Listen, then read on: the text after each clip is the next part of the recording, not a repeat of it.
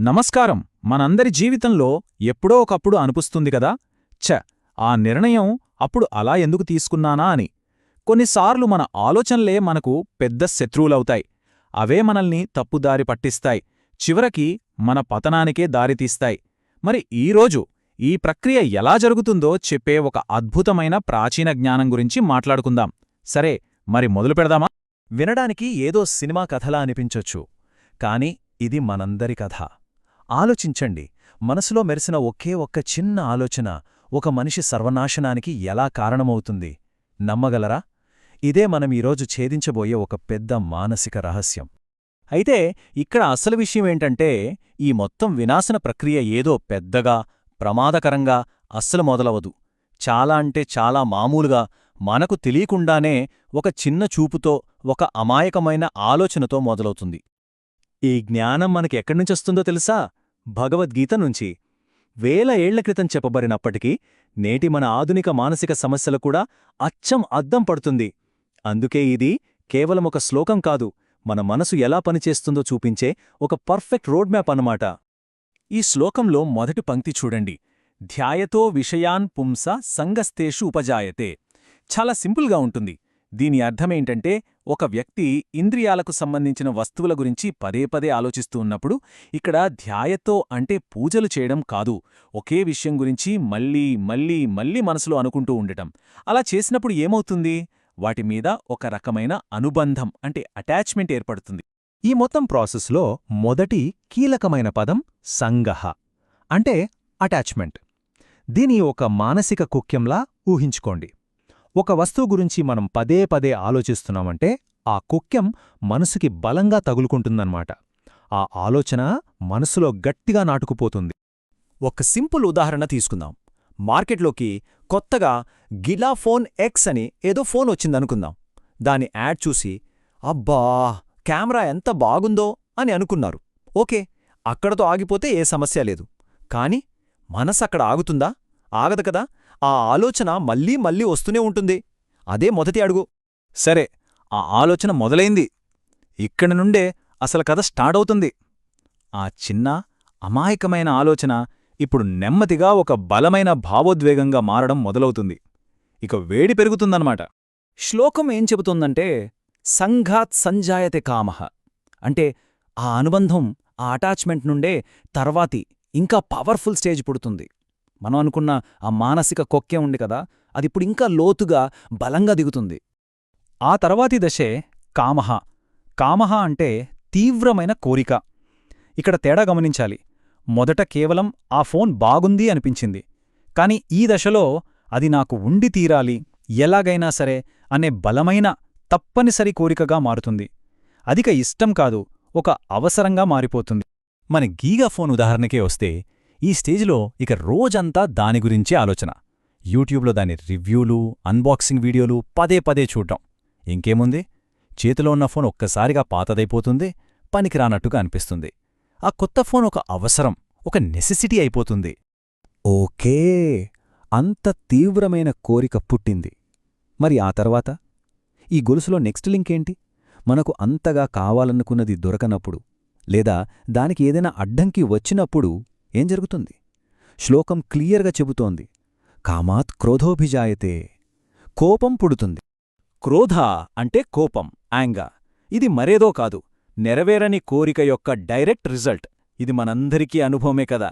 మనకు ఏదైనా కావాలి అని బలంగా అనుకున్నప్పుడు అది దక్కకపోతే ఎంత చిరాకు, ఎంత ఫ్రస్ట్రేషన్ వస్తుంది.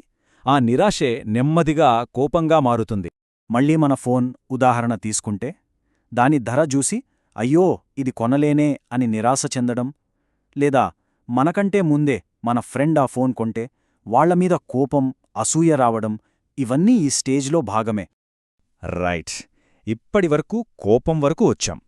ఇప్పుడు ఈ గొలుసులో ఒక డేంజర్ జోన్లోకి ఎంటర్ అవుతున్నాం. ఇక్కడ నుంచి మన భావోద్వేగాలు మన కంట్రోల్ తీసుకోవడం మొదలుపెడతాయి. అవి మన ఆలోచనాశక్తిని, మన విచక్షణను ఎలా దెబ్బతీస్తాయో చూద్దాం. శ్లోకంలో తర్వాతి పంక్తి క్రోధాద్భవతి సమ్మోహః. ఇక్కడ చాలా జాగ్రత్తగా గమనించాలి.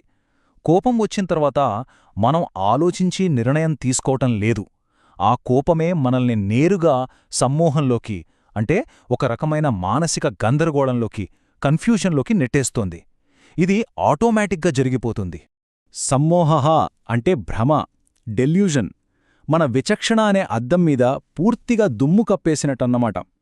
ఈ స్టేజ్లో ఏది కరెక్ట్, ఏది తప్పు అనే తేడా తెలియదు. మనం చేసే పని వల్ల ఎలాంటి పరిణామాలొస్తాయో కూడా ఆలోచించలేం. ఆ వస్తువును ఎలాగైనా సంపాదించడం అదే ఏకైక లక్ష్యమైపోతుంది. ఒక్కసారిక్కడ ఆగి ఈ మొత్తం గొలుసుకట్టును ఒకసారి చూద్దాం. చూడండి, ఒక చిన్న ఆలోచన అనుబంధంగా మారి అది కోరికై, ఆ కోరిక తీరక కోపమై, ఆ కోపం భ్రమగా మారి చివరికి వినాశనానికి ఎలా దారితీస్తుందో, ఒకదాని తర్వాత ఒకటి ఎంత లాజికల్గా ఉందో గమనించండి. సరే, ఇప్పుడు ఈ ప్రక్రియ యొక్క చివరి అత్యంత విచారకరమైన దశకు వచ్చేశాం. ఈ కంట్రోల్ తప్పిన గొలుసుకట్టు చివరికెక్కడికి తీసుకెళ్తుందో, దాని అంతిమ పరిణామం ఏంటో తెలుసుకుందాం. శ్లోకం ఏం చెప్తోందంటే, సమ్మోహాత్ స్మృతివిభ్రమః స్మృతిభ్రంశాత్ బుద్ధినాశో. అంటే ఆ భ్రమ, ఆ కన్ఫ్యూజన్ వల్ల స్మృతివిభ్రమః వస్తుంది. అంటే జ్ఞాపకశక్తి దెబ్బతింటుంది. ఇక్కడ జ్ఞాపకశక్తి అంటే పేర్లు, తేదీలు గుర్తుపెట్టుకోవడం కాదు. మన విలువలు, మన బాధ్యతలు, జీవితంలో ఏది నిజంగా ముఖ్యమో అది గుర్తుండకపోవడం. అది మర్చిపోయినప్పుడు ఇక బుద్ధినాశో అంటే మంచి చెడుల మధ్య తేడాను గుర్తించి సరైన నిర్ణయం తీసుకునే శక్తిని పూర్తిగా కోల్పోతాం. మళ్ళీ మన ఫోన్ ఉదాహరణకొస్తే, ఈ స్టేజ్లో ఉన్న వ్యక్తి ఏం చేస్తాడు? తన బడ్జెట్ను మర్చిపోతాడు, ఇంట్లో వాళ్లకిచ్చిన మాటను మర్చిపోతాడు, ఆ ఫోన్ కోసం అప్పులు చేయడం, సంబంధాలు పాడు చేసుకోవడం ఇలాంటివి కూడా చేస్తాడు. ఎందుకంటే జీవితంలో ఏది ముఖ్యమో అనే స్పృహే ఉండదు. ఇక చివరి అత్యంత నాటకీయమైన ముగింపు బుద్ధినాశాత్ ప్రణశ్యతి. అంటే ఆ విచక్షణ, ఆ బుద్ధి నశించడం వల్ల వ్యక్తి పూర్తిగా నాశనమవుతాడు, పతనమవుతాడు. ఇది కేవలం డబ్బు పోగొట్టుకోవడం లాంటిది కాదు. నైతికంగా, మానసికంగా అన్ని విధాలుగా పతనమవ్వడం. ఓకే, ఇదంతా విని భయపడాల్సిన అవసరం లేదు. ఎందుకంటే ఈ ప్రాచీన జ్ఞానం కేవలం సమస్యను మాత్రమే చెప్పదు, దానికి పరిష్కారాన్ని కూడా చూపిస్తుంది. ఆ గొలుసును ఎలా తెంచాలో, ఎక్కడ తెంచాలో కూడా మనకు చెబుతుంది. అదేంటో చూద్దాం. మరి మొత్తం విశ్లేషణ నుండి మనం నేర్చుకోవాల్సిందేంటి? సింపుల్గా కొన్ని పాయింట్స్ చూద్దాం. 1. మన ఆలోచనలకు ఒక మొమెంటం ఉంటుంది, వాటిని పట్టించుకోకుండా వదిలేయకూడదు. 2. చాలా చిన్నగా మొదలయ్యే కోరికలే చివరికి వినాశనకరమైన భావోద్వేగాలుగా మారగలవు. 3. ఈ గొలుసును తెంచడానికి కావాల్సింది అవేర్నెస్, అంటే మన ఆలోచనల పట్ల మనం స్పృహతో ఉండటం.